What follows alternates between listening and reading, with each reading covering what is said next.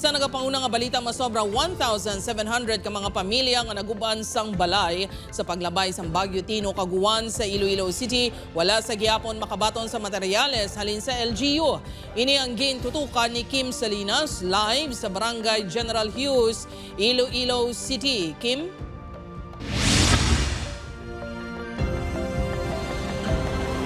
Jert, 10,000 pesos para sa totally damaged kag 5,000 pesos para sa partially damaged. Ini ang madugay na kuntani ginapaabot sa mga nahalitan sang duwa ka bagyo sang Nobyembre sa syudad sang Iloilo. Quick Response Fund, Manasig. Ini ang paghangop sa 1,769 ka mga pamilya nga naguban sang balay sang nanghalit ang Bagyo Tino ka Bagyo Uwan sang Nobyembre 2025 sa Iloilo City. Apang ang kuntani Manasig, daw ba o sa kahinay bangod matapos ang masobra duwa ka bulan, wala sa gihapon na baton sa apektado nga mga pamilya ang materyales para sa pagpakayo sa ilabalay. Kasubong na lang sa mga biktima sang bagyo sa Barangay General Hughes, Iloilo City proper. Si alias Gang, wala sa gihapon makasugod sang pagtukod sang totally damaged sining nga balay. Temporaryo ini karon nagabayad sang 2,500 pesos sa ginatiniran nga boarding house kada bulan upod sa iya live-in partner kag Iloy nga senior citizen. Ang amon concern malang da ti kay ti do nakita bala namon nga ti ang negros yan do nakapangatag na balahaw ti nga aman ng Iloilo yabi wala bi may mga makamitani bala nga mga pwede man bala negosyo pero ti hindi na kasaler bala kay ti may dadlaw kang kalanon may dadlaw kang galastusan. Si alias Nene naman amat-amat na nakapatindog sang balay apang ang gingamit ka kwarta ang inutangan man lang niya.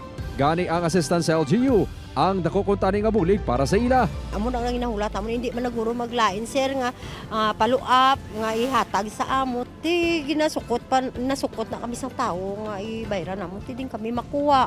Suno kay punong barangay Rani Palomo. Regular man sini gina-follow up sa Iloilo City Social Welfare and Development Office ang paghatag assistance sa 20 ka mga pamilya nga apektado sa iya barangay. Ang ina nga ba pundo nila wala pa siguro sa 2025. Bali siguro ang sa group chat namon ara man dira mo nakabutang aging kuan pa nila sang resolusyon ti subong pa 2026. 16.9 million pesos ang ginaprubahan nga gamiton nga Quick Response Fund sang Iloilo City LGU sang Nobyembre para sa Bagyo Tino. Masobra 9.1 million pesos diri ang natalana sa shelter materials. Paatag sang spokesperson sang alkalde nga si Joy Fantilaga Gorzal nga wala na nagpa-interview sa news team. Gin-convert sa cash ang shelter materials, rason niya liwat din ginpa-aprobahan sa Iloilo City Council.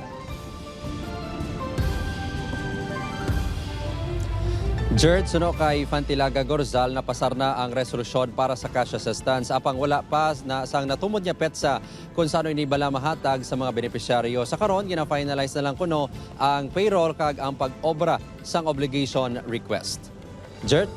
Maraming salamat sa update, Kim Salinas.